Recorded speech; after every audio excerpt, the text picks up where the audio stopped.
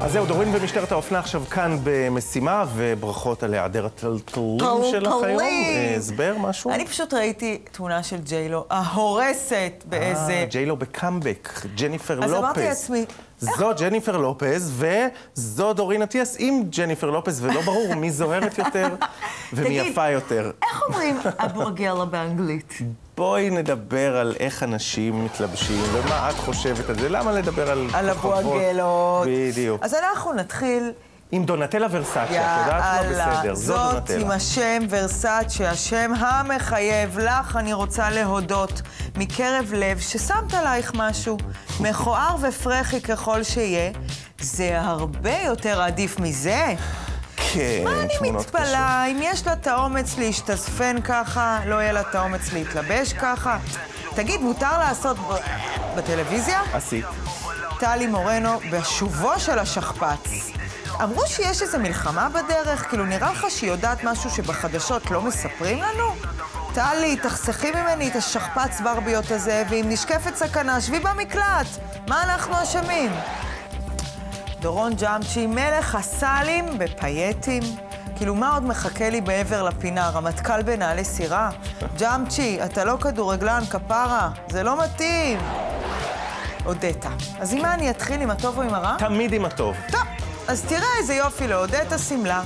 לא צבעוני, לא צועק, אפילו די רגוע. טוב שוויתרת על הרע. לא. אם אתה שואל, אני אגיד את הרע. סתכל טוב טוב על הסמלה. אתה רואה את הקיבוצים בצדדים? לא חבל, בשנייה הפכת מהודית להודבה. סתם, על פרש. עכשיו אם יורשה לי עוד דבר קטן, הנעליים מתפוצצות עלייך, קטנות. תחלי, אוי, כואב, לא נעים. וואו, מה קרה לקיילי? זוכר איזה פצצה היא הייתה פעם? עכשיו כולה אחרי הפצצת בוטוקס. אומרים שבוטוקס מחרפן את המוח. אתה חושב שזה בגלל זה כל המייטים על החולצה? הדברים האלה? המייטים? למה היא נראית טוב? את סתם... איך אומרים המייטים באשכנזית? פייטים. תשאלי את דורון ג'אמצ'י. כן, בואי נמשיך לעלות במעלה הרשימה. שני כהן. מה הכי מבאס? זה שאת משקיעה ובסוף יוצא לך גברת מתאמצת. לא שגברת מתפוצצת יותר טוב. פשוט קצת ספונטניות בתוך כל העשוי הזה לא הייתה מזיקה. מה, במציאות את לא ספונטנית עם חוש הומור? אין לך חוש הומור במציאות? על מזק. אישה שלובשת שמלה כחולה, זה אומר שיש לה ראש כחול? ועכשיו אני אאתגר אותך יותר.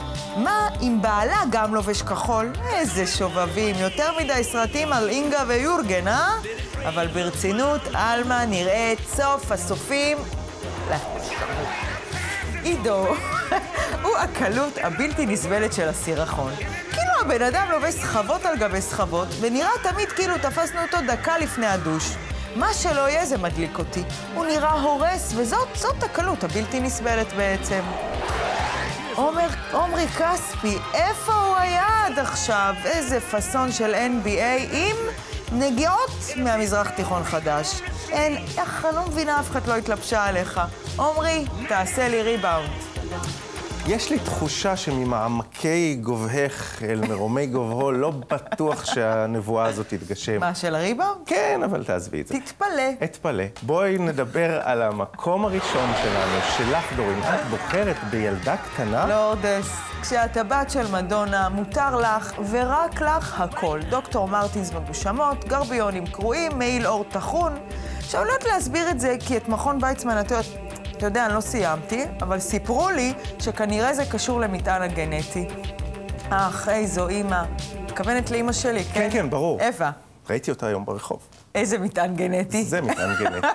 דורין, תודה רבה לך.